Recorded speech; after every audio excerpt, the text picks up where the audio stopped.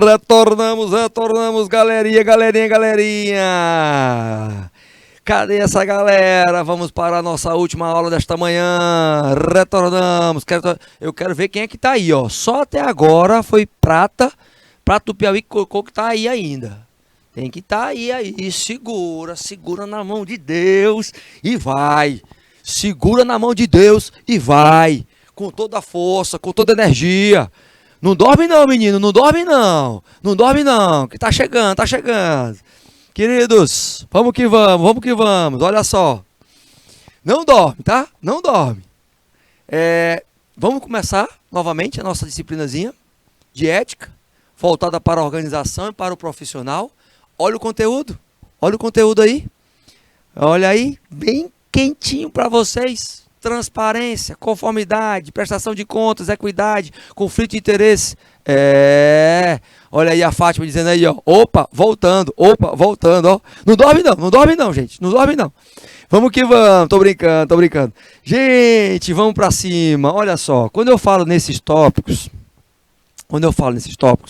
é interessante que a gente comece a entender que se você vai estar vivenciando constantemente conflitos, se coloque numa postura de mediação, tá? Essa posturazinha que está aí, ó, de disseminar a paz, a cultura da paz, das boas relações, de uma boa convivência, está no eixo de outros. Eu peguei esta artezinha para você entender que algumas atitudes simples bastam nessa postura ética profissional e ética organizacional. A ética sendo, né, parte desse processo de conexão de boas práticas, principalmente. Então, no primeiro momento, a gente falou da transparência, a gente falou da conformidade, do impacto disso tudo, né? Também provindo de uma política de gestão de pessoas para vocês, técnicos e recursos humanos, de equidade em relação às pessoas. Porém, entenda o seguinte: o aprender a escutar faz parte da construção do profissional de recursos humanos para gerar soluções a um problema. O escutar. Temos duas orelhinhas. Se elas são duas, é porque eu tenho que ouvir mais do que falar, tá? A paciência no processo, sem a emissão de julgamentos prévios, precipitados, né, antes de saber o que está acontecendo realmente, faz parte desse processo. Também, o pedir desculpa e não ter uma comunicação agressiva, e sim assertiva. Qual é a comunicação agressiva? É você falar com a pessoa em um tom de raiva, de provocação, de deboche, de desleixo. É agressivo também? Você não está nem aí com aquela situação. Mas o pedido de desculpas, ele quebra algumas situações de conflito, tá? A assertividade é você se comunicar de uma forma, falar o que a pessoa precisa ouvir e não o que ela quer escutar, mas num contexto também deixando claro o que está acontecendo ali de forma positiva. A valorização dessa situação, ela passa por isso, o respeito às pessoas, primeiro, para depois ser respeitado. O respeito às pessoas para depois ser respeitado, ele entra nesse contexto de demonstrar interesses pelo que eu tenho realmente que está buscando a solução. Na vida, no dia a dia, é assim. Você busca analisar e alcançar os objetivos, entendendo qual é a raiz do problema. Sendo que você vai praticar realmente a equidade quando as pessoas começarem a perceber que você está equilibrando as diferenças, estar buscando justiça neste conceito e está fazendo com que exista alguma coisa que possa ser resolvida como prática. Ou seja, eu quero que você entenda que tudo é um comportamento. Fazer justiça em termos de executar, por exemplo, um tratamento igualitário faz parte também, tá? A maneira de se mudar o falar para gerar resultados positivos está dentro das práticas comportamentais para se ter também mais ética profissional e organizacional. Agora, uma das grandes ações é você se colocar no lugar do outro. Você ter um pouco de altruísmo, você ter um pouco de empatia. E isso faz com que você reflita e faz com que você possa estar agindo de uma forma a levar você para esta ética contínua, para a prática desta ética contínua. Tendo em vista que você sabe sobre isso, você vai mapear o que aí? Mapear situações onde algumas políticas de gestão são aplicadas, como, por exemplo, o conflito de interesse no compliance. O compliance como uma metodologia, gente, de estar alinhando a transparência também. Você coloca isso como uma questão cultural. Então, uma cultura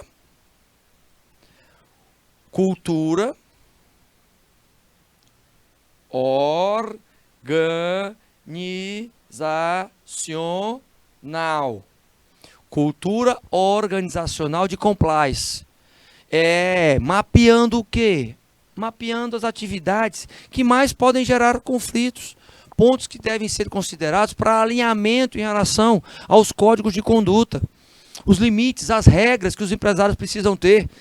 A gente coloca alguns exemplos como a Medtronic, que ela estabelece o código de conduta como modelo, o que fazer e o que não fazer, uma listagem de treinamentos que você pode até ser disponibilizado para o colaborador. Então, quando eu entro com uma política de compliance, eu estou colocando a situação de que a empresa prima pela ética organizacional, pela prestação de contas, pela demonstração do que está acontecendo, pelo mapeamento dos conflitos de interesse.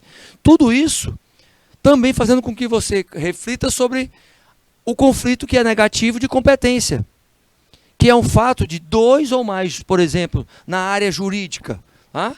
Dois juízes se darem competentes, ou seja, eu tenho um conflito positivo, mas incompetentes para um julgamento de uma mesma causa. Quando aquela pessoa, quando aquele juiz, né, e aí na área jurídica, porque a gente dá o exemplo aí, por exemplo, na justiça, tá? De apreciar um conflito, mas se ele for parte interessada, ele não pode participar daquele processo. Para isso nós temos leis nessa área.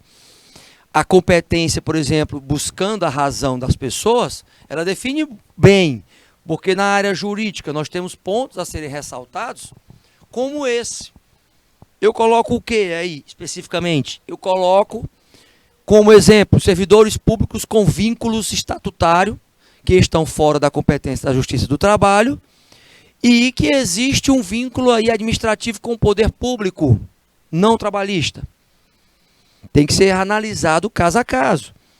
Os servidores com vínculos empregatícios, a competência é da Justiça, no caso do trabalho, mesmo que esses servidores estejam vinculados à União. Por quê? Porque a Justiça do Trabalho fala mais. Então, quando você vê a questão da competência de se analisar algum fato, você tem que também ir para as questões legais. Por exemplo, não existe regra de que a Justiça Federal e competente, a competência dela possa estar gerando um conflito que figure a imagem da União. Então, o que acontece aí? O mérito de competência ele é muito discutido nessa questão legal, gente. Na questão legal, nós temos também outras reflexões que fazem com que você possa perceber o seguinte. Eu vou ter uma chamada dissonância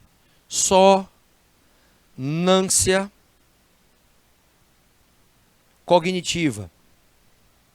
O que seria? Primeiro, eu não posso deixar que haja essa dissonância e que haja um desequilíbrio cognitivo. Isso é um conflito cognitivo. Olha só, quando eu tenho uma postura, né, que eu falo uma coisa e faço outra, imediatamente é a dissonância cognitiva que acontece, certo? Isso gera, além de gerar um conflito cognitivo, isso gera um conflito entre outras partes. Então, Isso precisa ser mapeado pelos recursos humanos para poder, até mesmo a questão comportamental, ela ser entendida de uma forma que você possa entender qual é a razão daquela dissonância cognitiva. Aí você já tem, pelo menos, um mapeamento do que é que você pode começar a atacar entre aspas, de forma assertiva nas comunicações, que é aquela frasezinha, falar o que a pessoa quer ouvir, falar o que a pessoa precisa ouvir, não o que ela quer escutar, tá? Retornando para os slides. Então, quando eu falo do cognitivo, eu também levanto outras situações. O Claremont, em 70, né, na década de 70, já beirando os 80, 79, colocou que a educação coletiva, ela trabalha a perspectiva das elaborações. Então, quando eu começo a discutir sobre a ética organizacional, o cognitivo começa a aprender um pouquinho mais nas posturas do trabalho em equipe, por exemplo, mapeando que não existem processos se o momento impõe o seu ponto de vista. Então, eu tenho que ter o ponto de vista também de uma forma coletiva. O cognitivo, ele contribui muito para o desenvolvimento pessoal, uma vez que eu me mapeio nessa busca por soluções. Então, é assim que você inicia uma reflexão de que eu tenho conflitos positivos. E esse caráter positivo, ele gera um desempenho, gente, extraordinário, duradouro, inovações, além de fazer com que você possa pegar essas novas gerações de líderes e serem desenvolvidos com alta performance. Quando o conflito é um conflito que busca novas ideias, até mesmo através de instrumentos de brainstorming. O brainstorming é o quê? A tempestade de ideias. Quer ver? Veja. Olha só. Estão se gerando conflitos, por exemplo, em relação às formas de atendimento de uma empresa. Certo? Uns concordam que seja de uma forma, outros concordam que sejam de outros. E tem o padrão a ser elaborado. O brainstorming pode fazer com que o líder chame todos para discutir acerca de quê? Discutir acerca de como a gente pode melhorar essas propostas de concordância entre si. Então, quando eu valorizo a presença de cada um dos colaboradores, cada um colocando a sua ideia, e o mediador estabelecendo ali quais são as que a empresa pode aplicar, quais são as que elas não podem aplicar, automaticamente, as que forem aplicadas e forem dadas, por exemplo, como ideia pelo funcionário B, pelo funcionário C, o que acontece? Esse funcionário B, funcionário C, fica com um sentimento de valorização das suas ideias. E isso traz um comprometimento dele para a empresa. Um comprometimento alinhado à visão, à missão, aos valores. Olha como ações de aglutinação fazem também com que isso aconteça. Você implementa o brainstorming como uma tempestade de ideias para cada um dar, sem críticas, sem preconceitos. É claro que depois que você anotar, você vai ver quais são as que são possíveis financeiramente, quais que vão ter impacto nos clientes, quais as que vão mexer com os processos internos, com as atividades, e daí então você ter a forma de lidar realmente com aquela situação, quais a que você está aprendendo e vai poder crescer dentro da organização, investindo nas competências técnicas e comportamentais dessa equipe, ou seja, gerando a discussão, mas uma discussão positiva, de melhoria. Uma competição, para quem dá melhor a ideia, pode ser, desde que eu não tenha atitudes antiéticas, desde que eu não tenha situações dessa forma sendo elaboradas, tá? Lembra que neste mapeamento é possível sim você aplicar situações onde essas situações fazem com que você melhore a performance. Então, um conflito positivo, ele melhora a performance de uma empresa? Exatamente isso, melhora a performance de uma empresa, gente. Tá certo? Retornando para os nossos slides. Mas e aí? que vocês acham deste diálogozinho aí, ó? Hein, pessoal? O que vocês acham? Pessoal aí, pessoal de Prata do Piauí, pessoal de Porto, pessoal de Manuel Emídio, a turma aí, Giovana Freitas, Dailon, Ana Saire, Rayana, Maria Clara Ferreira, Maria Clara Ribeiro, Lavina, Maria Eduarda Lucena, Maria Eduarda Ferreira, Manuela Andrade, Mariana Andrade também, né? Mariana Andrade, Mariana Araújo, pai, tem muita Mariana, Milena, Lavínia, Giovana Rodrigues, Caio, Heber Lucas, Heber Lucas, Heber Lucas, né? Stephanie, José, Hilton, Kathleen, é isso? Kathleen, Laiane ou é Lohane? Lohane, né? Lohane, né? Muitos alunos presentes, aí a professora Meire Rocha colocando, Porto aí reforçando com a Clara, com a Caroline, com o Francisco Lima, com o Sérgio Lopes. Rapaz, a turma tá forte mesmo. E aí, vocês já passaram por essa situação com o pai e a mãe de vocês? Pessoal de Juazeiro do Piauí, pessoal de São Julião, São Miguel da Baixa Grande, passaram? Turminha boa. Olha só, o pai pega e diz, mas como é que pode ser uma notícia falsa se diz exatamente o que eu penso? Lembrando que ele é da geração, vamos supor, geração, olhando aí para ele, né? Vamos supor que ele seja a geração Baby Boomers. Aí a filha diz, ó, não, pai, não, esta é uma notícia falsa.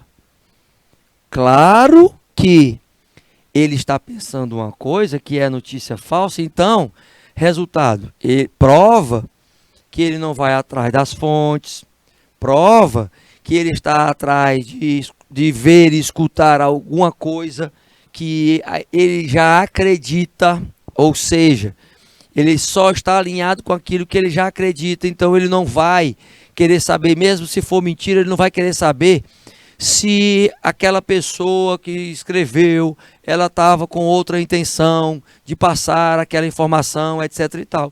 Ele não vai emitir juízo de valor. Então, esta é uma cena que você vê, que acontece dentro das casas, né? Dentro das nossas famílias, mas acontece também, gente, dentro da empresa.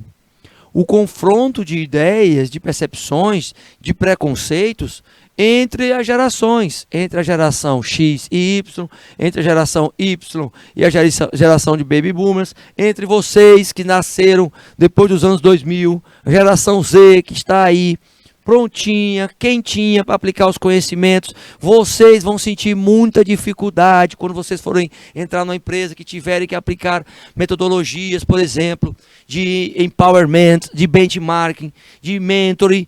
Vocês vão sentir muita resistência, porque vocês vão ver funcionários, colaboradores em estado de fossilização, gente, tá? Em estado de fossilização são pessoas com pensamentos arcaicos, pessoas que não sabem usar a inteligência emocional, a inteligência social, ou seja, que não sabem mapear os seus padrões, pessoas que não sabem primeiro assumir a culpa em um erro, em um processo de rotina. E vocês vão passar por isso, vão ter que entender isso numa perspectiva de inserir novas ferramentas. E esse inserir novas ferramentas não vai ser chegar e vou colocar lá em prática, não. Vai ser, vocês vão ter que ter a estratégia de convencimento, gente. Convencimento. Para ter uma estratégia de persuasão, convencimento, de negociação, o que é preciso? O que é preciso? É preciso você ter conteúdo. Então, primeiro, a pergunta é, quantos livros você lê por ano? Quantos livros você lê por ano? Para que eu tenha conteúdo, eu tenho que ler livros. Tá? E livros que tenham um embasamento ali, que possam fazer diferença na minha vida. Né? Para que você tenha argumentos para negociar. Opa! Então, se você tem esses argumentos para negociar, a situação vai ficar um pouco menos pior. Tá? Mas lembre do seguinte, quando eu tenho este mapeamento, eu vou buscar o quê? um equilíbrio majoritário. Eu vou buscar uma situação de construção de modelos mentais, estruturas mentais. Então, são modelos mentais. Exemplo, o mindset e o mindware. Mindset e o mindware. Mindset, uma mentalidade de crescimento. Pedi para a minha diretora compartilhar a tela. Olha só, mentalidade de crescimento, mindset, né? Vamos supor. Muitos pais acham que frases como essa que eu vou falar agora, elas contribuem, tá? Muitos pais. Porque tudo começa na construção dos nossos pais e dos pais dele e assim por diante, tá? A construção da mentalidade, do processo aí cognitivo de mindset. Olha só o que acontece. Tem pai que chega para o filho, né? Pai ou mãe, chega para o filho e diz assim, ó: meu filho, você não precisa nem estudar, porque você é inteligente, certo? Então, você mesmo desse jeito, sem estudar, você tira nota boa. Imagine se você estudasse, certo? Sabe o que fica no inconsciente do filho, do pai? Olha aí, vocês que estão assistindo que são filhos, né? Fica o seguinte, o inconsciente é o seguinte, mas olha, se eu consigo atingir o resultado sem estudar, então por que eu vou estudar? Olha a frase aí, certo? Isso faz com que eu tenha um mindset fixo. Um mindset que é o seguinte, que eu não preciso estudar, porque eu sou inteligente. Então não preciso estudar. Agora se eu digo, ó, você é muito inteligente, mas mesmo assim, você precisa aperfeiçoar a sua inteligência estudando. Opa, eu mudo a mentalidade e o que foi dito para o filho. Se você já recebeu esta mensagem, então se coloca. Lembra que também existem outras inteligências. Nesse mapeamento do mindset, gente, a mentalidade fixa é aquela pessoa que tem crenças limitantes ao ponto seguinte, dela ser supersticiosa, dela colocar, né, todos os preconceitos em relação ao que as pessoas têm. Por exemplo, machista. Quem é machista tem um mindset fixo. Tem uma mentalidade fixa, não é de crescimento. O mindset de crescimento é você respeitar diferenças, entendeu? É você saber que você tem que fazer melhor por você, mas contribuindo para o coletivo, você sendo melhor do que você a cada dia, ou seja, se superando. Então, o nível de superação é em você, não é olhando para os outros. Você pode olhar para os outros para saber o que eles trilharam como sucesso, entendeu? Mas esse mindset aí num processo de equilíbrio, isso afeta muito também ao que está enraizado para você. E aí, às vezes, você acha que você tem uma mentalidade que é a mentalidade que é a certa, e às vezes não é. Quando eu entro para o Mindware, os modelos mentais que estão aí em busca pelo equilíbrio, é saber o seguinte: o conhecimento que você tem hoje te trouxe até aqui, gente. Dia 25 de agosto de 2022. Te trouxe até aqui.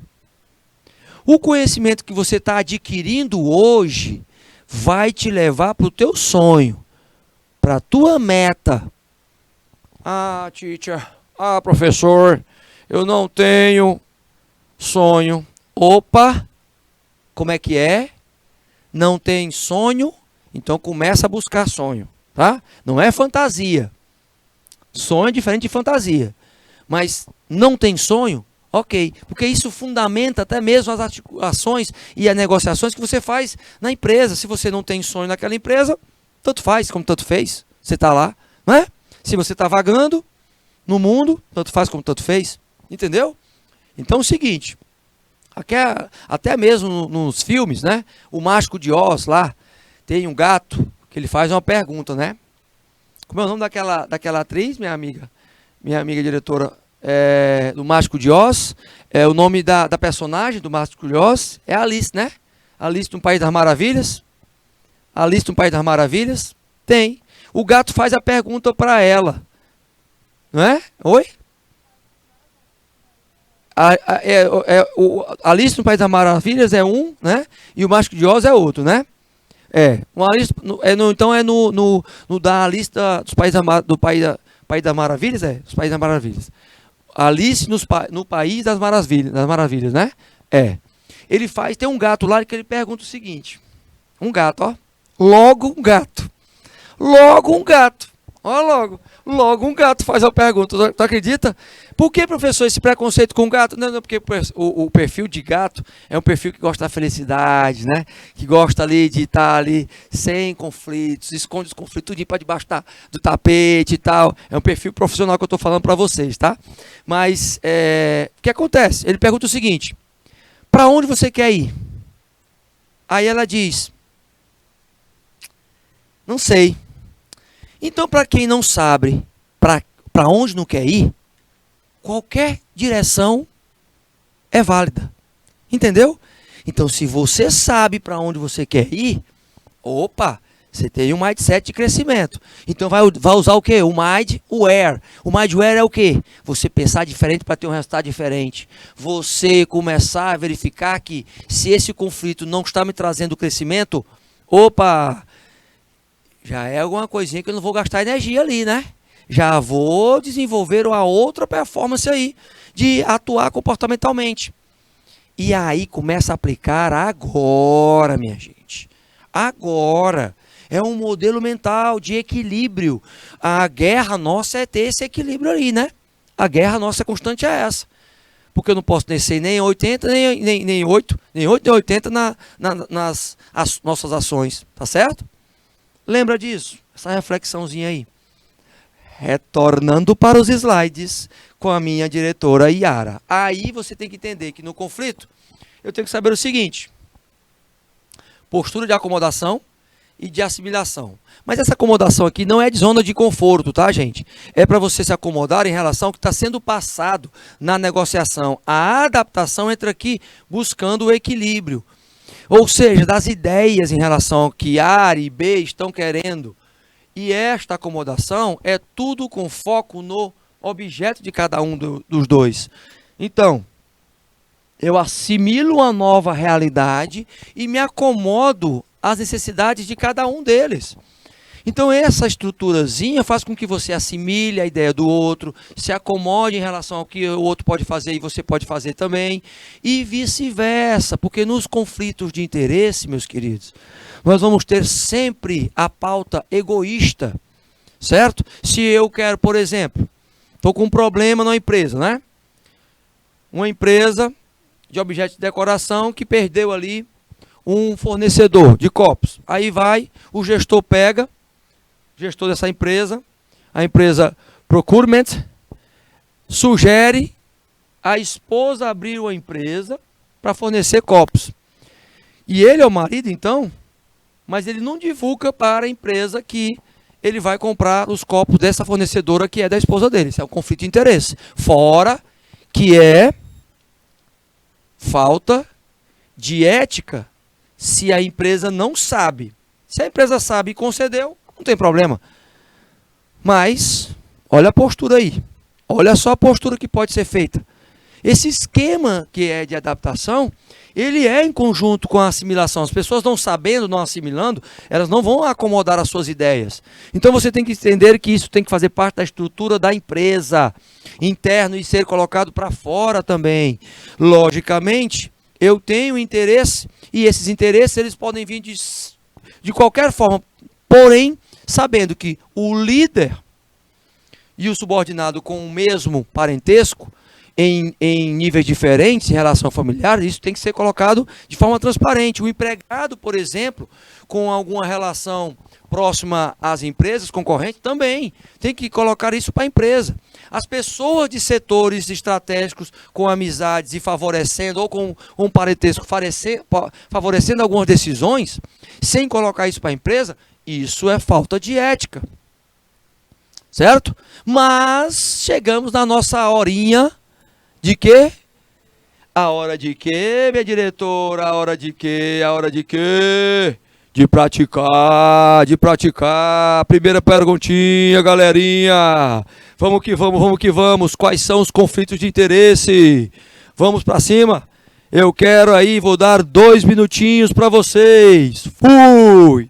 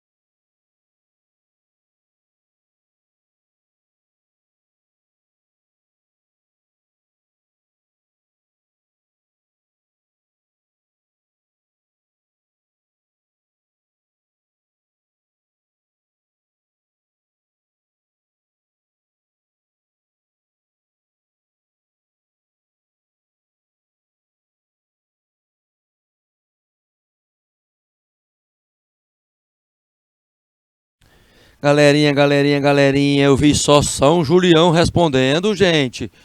Meu Deus, Prato Piauí agora que foi responder. Cadê o pessoal do YouTube? Cadê o pessoal do YouTube? Cadê? Eita, eita, eita, galerinha, vamos que vamos. Olha aí, ó. Olha os vários aí, ó. Existência de parentes na mesma linha, de reporte hierárquico, parentes próximos à posição de decisão, funcionário com segundo emprego, funcionário com alguma relação com as empresas concorrentes, funcionário com parentesco em empresas concorrentes, é conflito de interesse. Quero ver cadê o pessoal de Porto também para responder, Manuel e Mídio também, hein?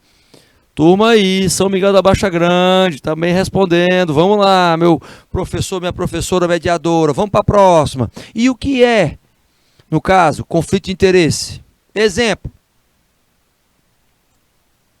2 minutinhos.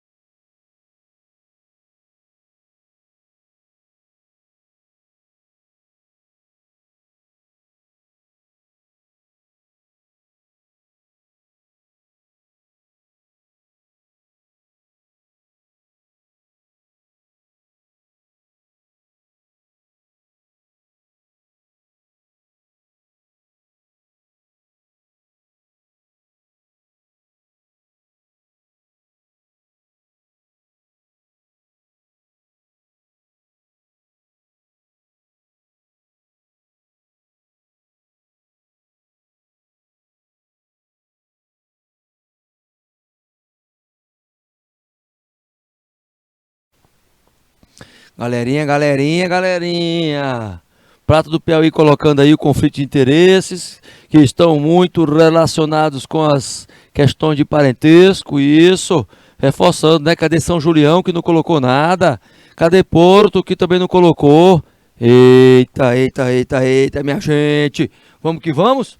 Temos aí, realmente. É um reforço, né? Você tem aí um mapeamento também, por exemplo, em órgãos públicos. Quando você tem um parente que ele é responsável também, tá? Realmente você tem aí algumas situações que são que estabelecem o conflito de interesse e que chega a questão de você não passar a transparência, de você não ter, né, um tratamento igualitário e outra, ainda tem a questão da falta de ética. Por quê? Porque se você não relaciona isso, você deixa a situação acontecer só para ganhar vantagem. Vamos que vamos para a próxima. Qual é a relação entre a ética e o conflito? Qual é a relação entre a ética e o conflito? 2 minutinhos.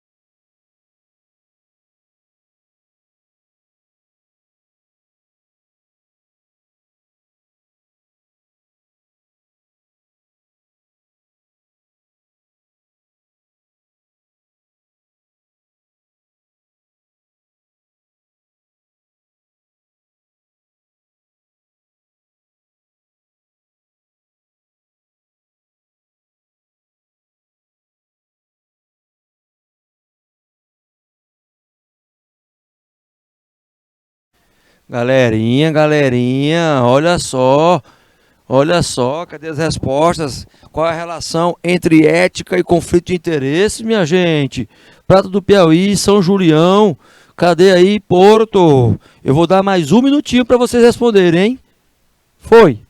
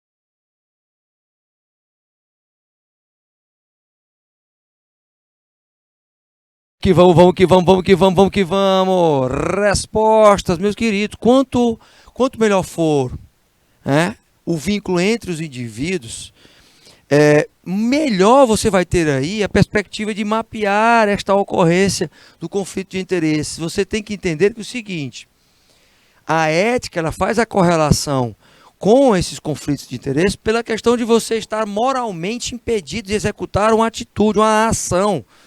Então, o comprometimento que você tem. Lembra que a gente falou no início a questão da transparência? Transparência como foco inicial, a equidade também sendo parte da sua atitude correlacionada a essa situação. E outra, nestes dois pontos você tem tanto a transparência como a equidade entrando em conformidade com as ações.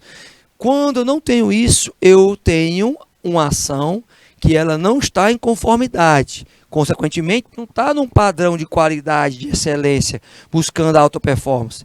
Então, tudo isso afeta os resultados da organização.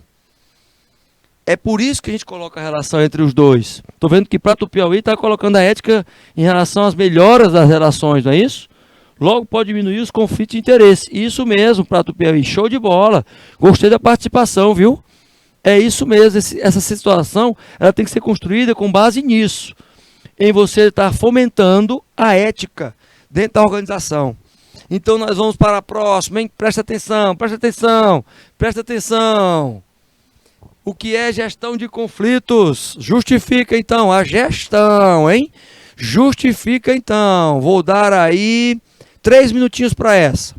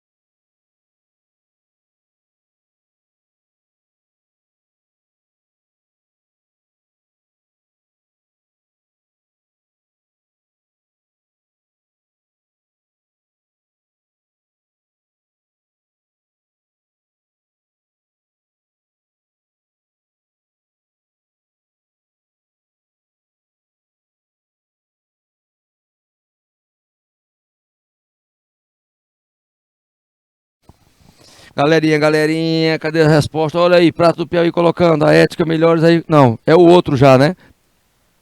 É saber lidar com interesses opostos em uma negociação. É você implantar, gente, também o planejamento. Quer dizer, você desenvolver o planejamento. Lembra que quando eu falei que tem duas nomenclaturas, tem a gestão e tem conflitos. Quando eu falo gestão de conflitos, eu vou inserir alguma ferramenta de administração. Planejamento é a primeira. Comunicação assertiva é a segunda. Porque eu vou ter sempre, num conflito, as divergências. Eu tenho que trabalhar o quê? Pilares do respeito, pilares do comprometimento, quer seja ele comprometimento afetivo, quer seja ele comprometimento instrumental ou normativo. Lembra disso, lembra que eu coloco para vocês isso. Os conflitos, eles vão existir e eles até precisam existir de uma forma positiva. As divergências de opiniões, as concepções diferentes do pensar, vão estar sempre sendo externadas. Agora, você, como um gestor de gente, como um gestor que sabe quais as ferramentas que vai estar utilizando durante um conflito, tem que ter um papel mediador, um papel negociador, um papel que gere uma relação de ganha-ganha, onde as duas partes saiam daquele conflito com uma perspectiva de ganha-ganha, ou seja, os dois lados ganhando. Porque se um sai com a perspectiva de perde-ganha, não dá certo. Se um ou outro sai com a perspectiva de ganha-perde, não dá certo. Se sai os dois com perde-perde, também não vai dar certo. Então, a gestão de conflitos, ela parte do princípio de você utilizar os teus conhecimentos de administração, os instrumentos, estabelecer, se for o caso, eu vou fazer um briefing, faça ali o resumo de informações, se for o caso, eu faço um brainstorming, chamo ali as duas partes e busco com eles as melhores ideias para solucionar aquele problema. Se for o caso, eu uso um instrumento metodológico de empowerment, de empoderar as duas partes, dou um feedback invertido, mostrando o que cada uma das partes precisa melhorar e precisa se encaixar com o outro. O papel de liderança na comunicação é importante e é fundamental para você que é técnico em recursos humanos, meus queridos. Então, entendam acerca disso. Quando eu coloco a nomenclatura gestão, eu trago fundamentação da administração, as ferramentas, as metodologias da administração. Tá certo?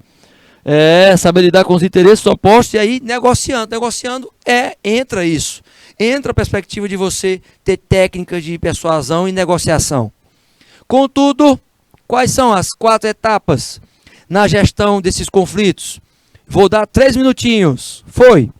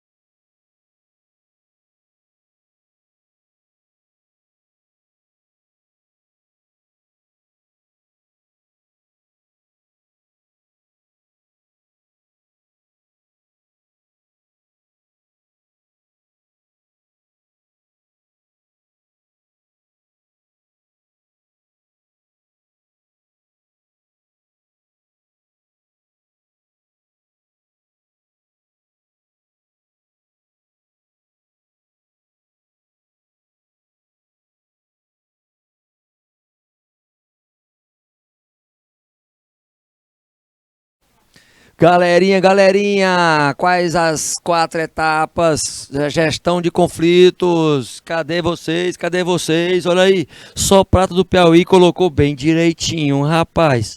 Colocou bem direitinho, 1 a 1.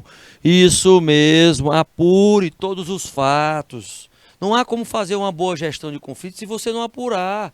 Você tem que mapear essa situação conflituosa. É um primeiro passo, é isso, é relacionar. Aí, por exemplo, pega aquele resumo de informações e relaciona. Tá, o que que é grave aqui? O que que é urgente? O que que é circunstancial para a gente? Para ser resolvido logo. Depois eu vou buscar o que é a solução das partes envolvidas. Vou tentar ali trabalhar o quê? Depois impedir que nesse processo eu possa colocar a melhor alternativa para um acordo na negociação. E aí eu vou acompanhar os resultados. Será que este acompanhamento é verificar se isso está acontecendo realmente, o que foi acordado? Pois é, é você ainda continuar monitorando acerca do que foi negociado. De quem é a função? Do técnico em recursos humanos. O técnico em recursos humanos precisa ter esta incumbência. Tá certo, meus queridos? Vamos que vamos. Gostei, hein? Gostei aí do nosso polo Prata do Piauí, que está aí firme e forte. Continue assim, ó. E aí, como fazer uma gestão de conflitos? Justifica. 3 minutinhos. Foi.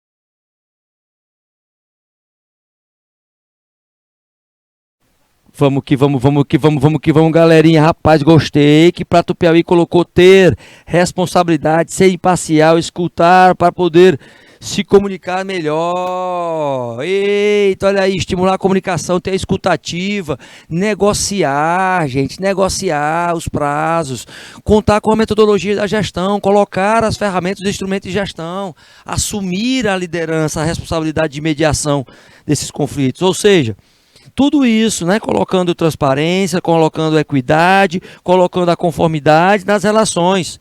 Show de bola, galerinha.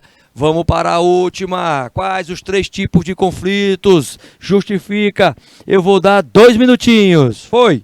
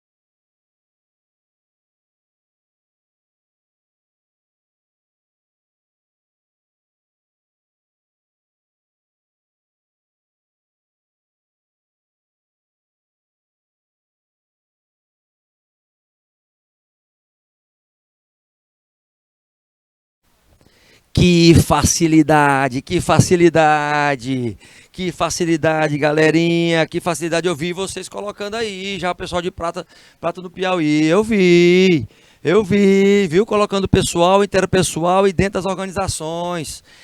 É isso mesmo, galera, é isso mesmo. Lembra, eu tenho esses 3 tipos e nesses 3 tipos eu preciso entender o seguinte: quando é pessoal, tem que se mapear razões próprias, negativas, e aí já era.